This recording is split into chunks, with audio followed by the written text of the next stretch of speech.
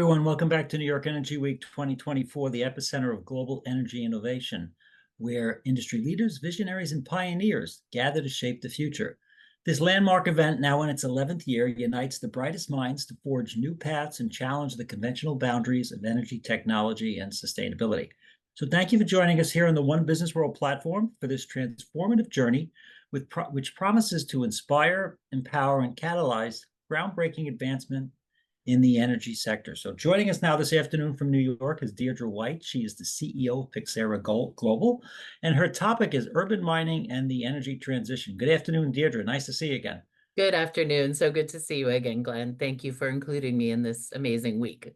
Thanks for being part of it. Let me hand it off over to you, and I will join you on the backside. Thank you. Great. Well, you started off talking about the intersection between sustainability and energy technology, and that's exactly what I want to talk about today, but maybe from a slightly different direction than some of your other speakers so far. And specifically, I want to talk about this concept of urban mining. Let me start by just sharing a few words about Pyxera Global, who we are. We're a social enterprise. We have a big, bold mission to solve our world's most pressing challenges, one community at a time.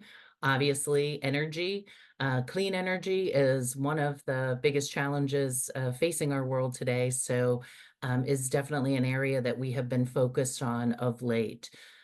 We, as a social enterprise, we do provide strategic assistance to corporations, to governments, and to other mission-based organizations, particularly in the spaces of creating and fostering the development of strategic collaboratives, working on enterprise development programs. We have a lot of work in the employee engagement or skills-based volunteerism space, sustainability consulting writ large, and then other broader insights and advisory services around the corporate responsibility space. I want to, before I get into the meat of my presentation today, also just want to share a little bit about what we at Pyxera Global consider to be sustainability, because it's such a broad term. It's used in so many different ways across sectors. Within the corporate sector alone, there's thousands of different definitions of sustainability. Where we're coming from when we talk about sustainability in a sustainable future is one that is regenerative.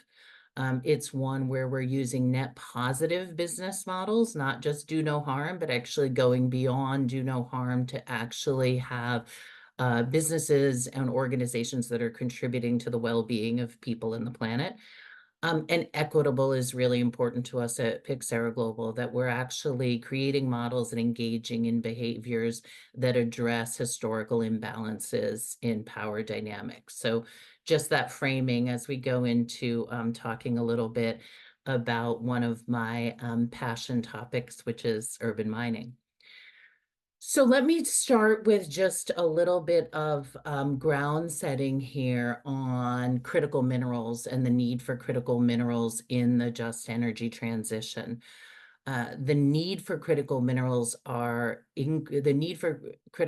is increasing by leaps and bounds. If you can see on the chart here on the right, we're looking at lithium alone. We need a 40x supply of lithium by 2040 relative to 2020. We also are looking at multiple factor needs for several other critical minerals that are important in the green energy transition.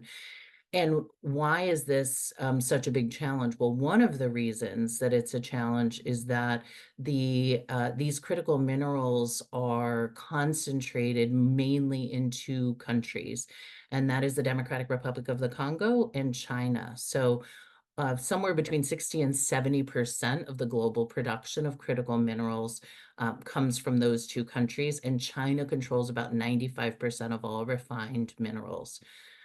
In a world where there are 81 conflicts raging around the globe, where we've seen how supply chains have broken down significantly over the last few years, and particularly in the midst of the COVID crisis, the danger to the national security of any country, and to our energy transition, of having such a monopoly on the minerals is significant. So that's one sort of fact we need to consider in this whole equation. And I always like to say this when I talk about this issue, is we cannot dig our way out of this problem. The solution is not as many mines as we can possibly dig. Now, I also don't want to say that that some terrestrial mining is not part of the solution. It absolutely is, but it simply cannot be. It cannot be from a financial perspective. It cannot be from a practicality and feasibility perspective. And it cannot be from an environmental perspective, our only solution to the problem. For those who are paying attention to the issue, you might say, well, Deirdre, what about deep sea mining? I hear this has great potential. And while it is true that there are many of the critical minerals that we need for the transition available on the sea bottom, particularly in the CCZ, the Clarion-Clipperton Zone, that is still extraction, and it is still disruptive. And one of the ways that it is spoken about by a lot of companies is sort of as if it's just a simple scraping of the sea bottom floor or dredging. And in fact, it isn't. It is disruptive to marine environments. Some of the studies have shown that even seafloors that were disturbed for mining 40 years ago still have not recovered from that. And there's a lot of harm to local communities in the nations that are bordering or that have control of those seabed areas, where they're having the environmental degradation that comes from this mining and getting very little of the financial upside. And I will just note that I put John Oliver on there because John Oliver actually took on this issue of deep sea mining just a couple of weeks ago. It's worth a watch if you're not familiar with the issue at all. I also want to do a little level setting here on the extractive economy writ large, or the take, make, waste economy, and point out a couple of issues that are in, I think, significant disbalance. And I'll come back to what this has to do with urban mining shortly. The first issue is that there are 57 companies that are responsible for 80% of the greenhouse gases, and they come from just 4 industries. And there are just 56 companies that are responsible for more than half of all the branded plastic pollution. So the waste side of the equation and the pollution side of the equation is actually quite concentrated in the hands of a handful of companies. And while we get constant messaging about changing consumer behavior, which also does need to happen, don't get me wrong on that, the reality is nothing changes until the behavior of these companies changes. The other piece of this puzzle that is extremely concerning, and is where there needs to be a shift in balance, is that right now the global fossil fuel subsidies in 2023 equaled $7 trillion. That's $13 million per minute. And in the US alone, $757 billion went to oil and gas and petrochemical companies, versus incentives and subsidies for the future of green energy, and in particular for this critical minerals issue. Also on that balance equation, the disbalance and the lack of equity. Right now we have a situation and a system where 8 men control half of all of the planet's wealth. So this is our current situation. I'd like to present to you in a few moments how it could be different.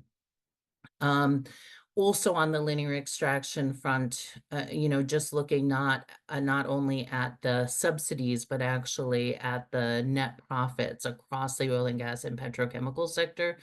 The net profits are massive, much aligned with these subsidies. And the net revenues also of the extraction advisors, the biggest companies advising the extractive industries, are quite high.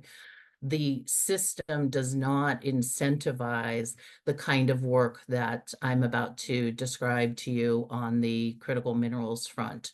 I also want to point out one other thing here is that 19 states right now actually have preemptive laws that make it illegal to ban plastic items. So that it's actually a ban on a ban. This is how strong the lobbying and advocacy is from the take, make, waste from the extractive industries.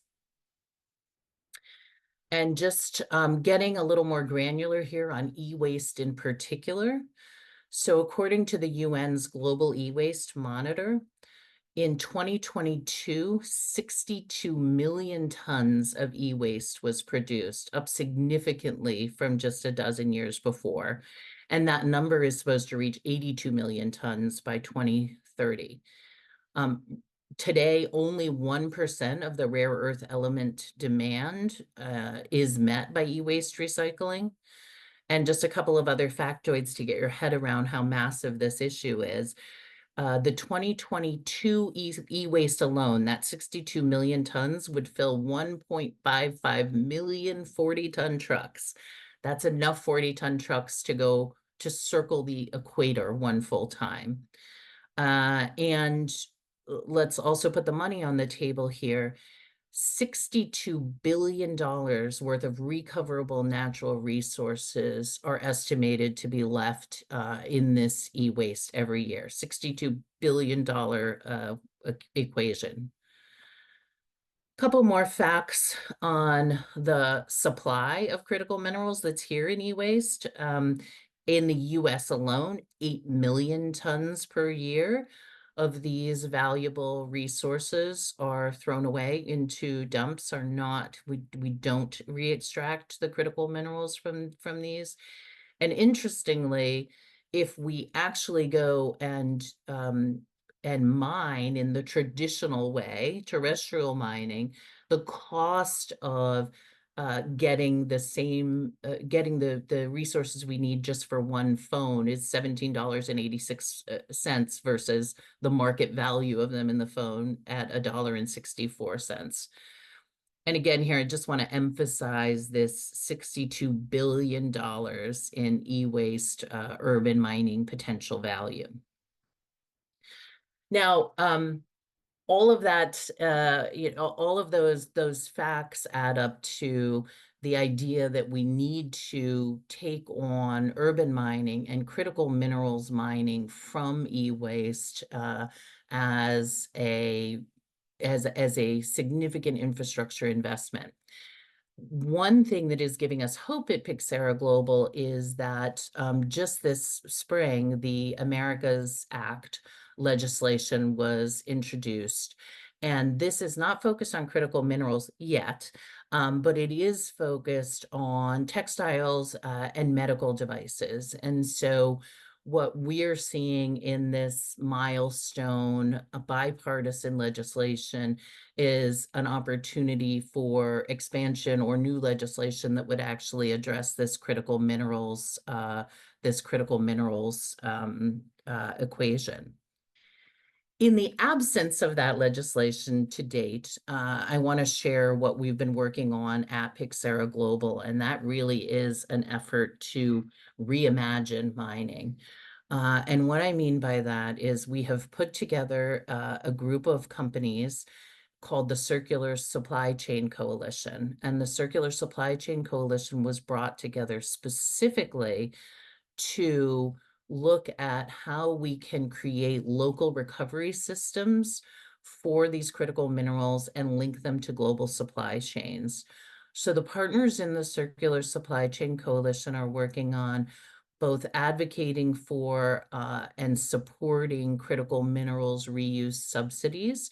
So again, going back to what I mentioned before about the value of the subsidies that are going to the extractive sectors and particularly to oil and gas, $757 billion a year in this country alone.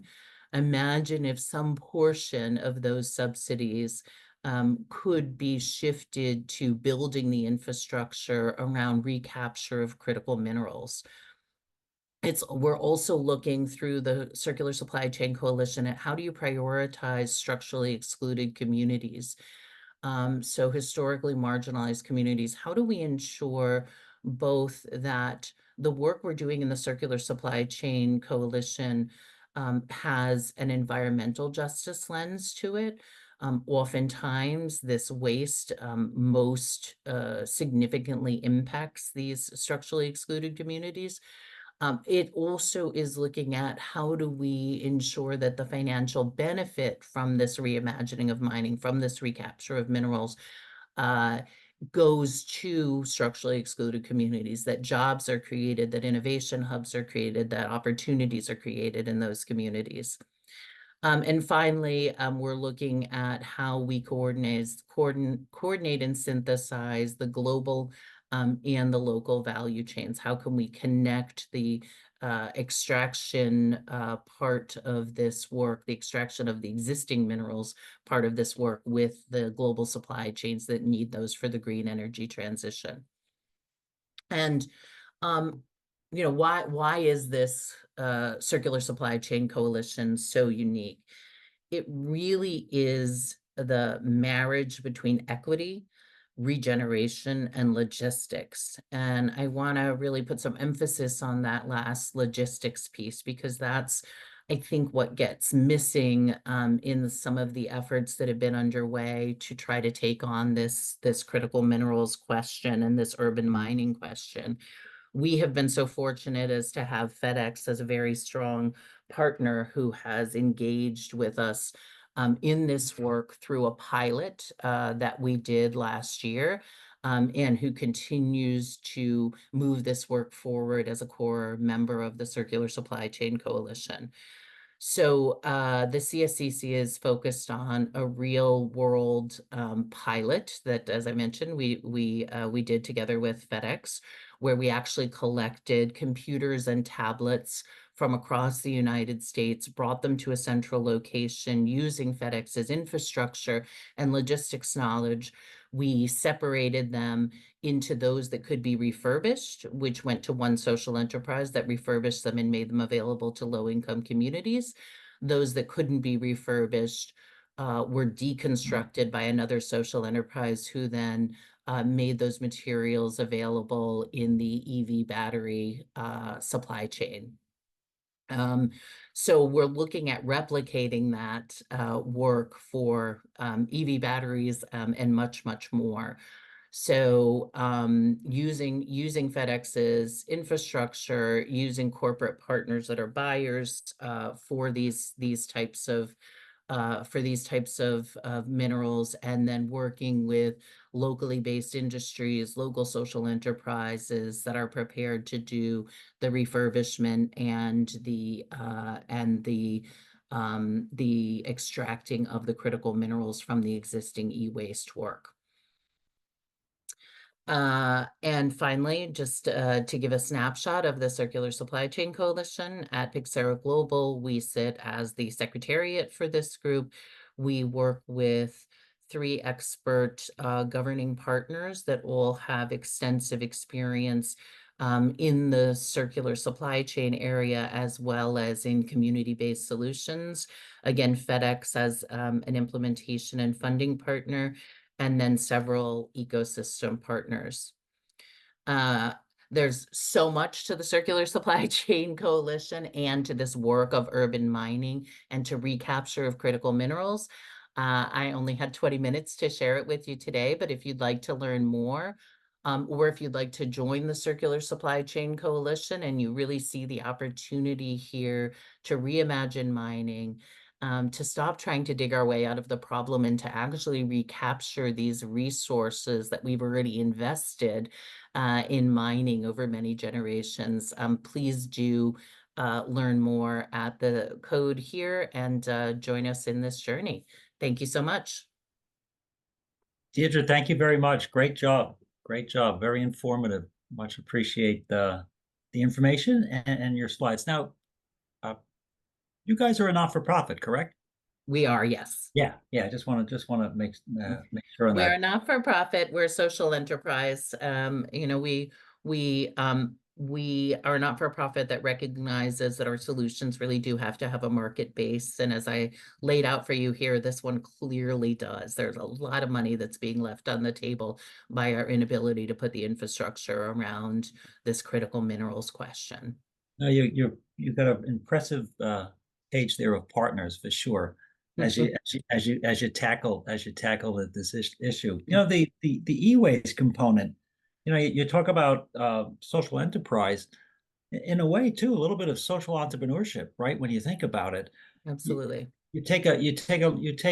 and in this country, we're world famous for, oh, well, that's used, right? Or, hey, the Intel sticker is peeling, and so somebody throws it out, right? Mm-hmm. Whereas through your coalition, you're collecting it, you're bringing it, you're repurposing, and then getting it to somebody who would use it like it was the greatest gift on earth, right? They would come back and it's like, wow, I haven't had this type of technology or this generation of that software, and you guys are putting that out there uh, for developing countries or any place around the world that welcome to new technology. What a great way to do that. And then on the pieces that aren't, you're very careful on your deconstruction and then still putting it to good use, right? Taking those components and giving them back. That's very remarkable. I mean, I think it's such an interesting issue right now, Glenn, and I will say that right now the actual deconstruction of the e-waste and getting those minerals back out of it can be a very complicated and dirty business.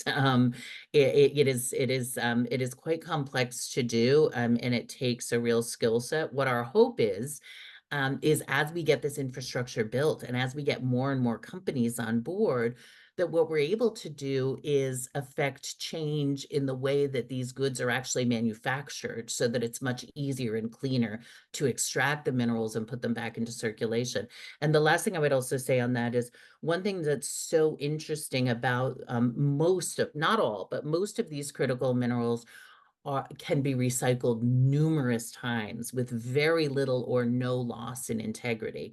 So that's something that's really important about this, is that if we can figure out how to manufacture in a way that it's easy to extract them, they can be used over and over and over again. It's not just a one-off, I made my plastic bottles into a deck equation, but Well, in we've fact. seen that, right? We've seen that for sure.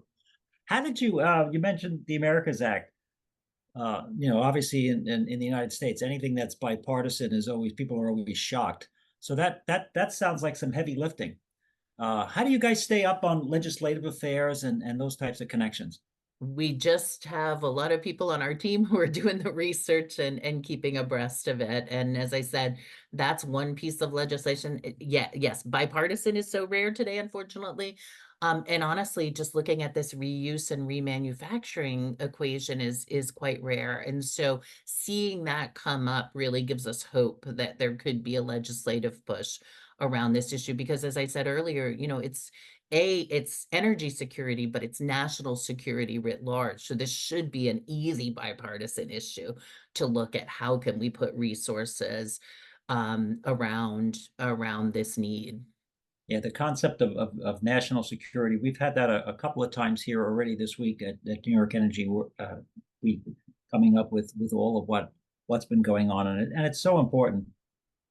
Interesting that John Oliver talked about deep sea mining. Yeah. My wife's a big fan, and so I got to ask her if she saw that episode or not. But that's It's worth a watch. I was so amazed and delighted to see it because it's something we've been talking about in the context of trying to reimagine mining. And a lot of people, when they say reimagine mining, let's talk about deep sea mining. But again, that it's extremely problematic. It is not so simple as folks would like you to think. And John Oliver actually did quite a good job of breaking it down the other day. the concept of out of sight, out of mind. You underscored that there's still consequences to that, even Mhm. though it may not be sticking out of the water or something like that, or the land. There's still a consequence to what goes on, and I think people often probably forget that aspect of it as Absolutely. well. Yeah. I like what you said. We can't dig our way out of this. That's an interesting We cannot, but we can logistics our way out of it. but you know what? And we're really good at that, aren't we? I mean, Yeah. we've got some amazing transportation minds and companies and structures and things like that to kind of work to it. Talk to me a little bit about your stakeholders. It sounds like it's the world at large, but maybe we could get it a little bit smaller than that. Yeah, well, so the stakeholders for Pixera Global writ large, or for this particular, for the Circular Supply Chain Coalition? Let's say the circular supply The chain. Circular Supply Chain Coalition. Yeah, so I think anyone that is focused on the green energy transition, right? So this can be energy companies, these can be energy innovators, these can be communities that are plagued by the type of energy we use today, and that face environmental degradation because of it. It is new businesses that are going to come up, as you said, social entrepreneurship, new businesses that are going to come up, if both to work on the extraction of these elements, as well as to look at how do you best move them into an EV value chain, or elsewhere into the green energy supply chain. So I think it's anyone who cares about, is focused on clean energy, and recognizes that the critical minerals issue is a real challenge right now. Again, looking at that, the figures I gave you, 40x is the amount of 40x what we did in 2020 is the amount of lithium we're going to need in 2040. 40x. Now, there's some on your slides, you had a number. I mean, you look at some of the subsidies, and it's interesting too, the advisors to the extractors. That's an interesting angle you often don't hear about. Again, it's kind of an interesting play there as they work through it. But it's incredible work. Congratulations to Pixera and all of the Global and all the wonderful work you're doing in this area. It's such an important issue, and you guys are making such a difference for sure. And it's one, it's one step at a time, right? And part of it's educational. So thank you for being part of our New York Energy Week here. It's very important to get that message out, and we look forward to seeing you perhaps in the future as well. Thank you so much, and thanks for giving us the platform to share this. It's a really important topic, and it doesn't get out there as much as it needs to. So appreciate your highlighting us. Well, thank you for all your good work, and we'll see you next time, okay? Take good Okay, care. take good care. Bye-bye. Bye.